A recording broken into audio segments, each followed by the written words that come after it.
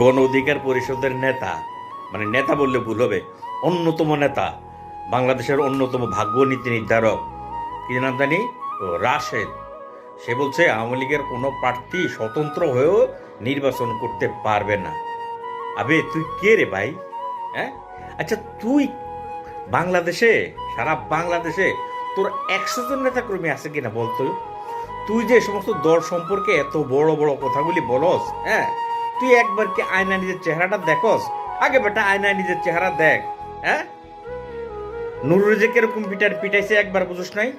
হ্যাঁ, তোরা নুরু, তোরা বারবার আজীবন মাইর খাবি, আজীবন মাইর খাবি। এই আবার যখন বিএনপি আইব বিএনপির হাতে মাইর খাবি, আবার যখন জামাত আইব জামাতের হাতে মাইর খাবি। তোদের কাম হচ্ছে শুধু দৌড়ের উপরে থাকা, মাইরের উপরে থাকা। এত বেশি স্বপ্ন দেখিস না। স্বপ্ন দেখা ভালো, তবে দুঃস্বপ্ন দেখা ভালো না বাবা। কথাটা মাথায় রাখো।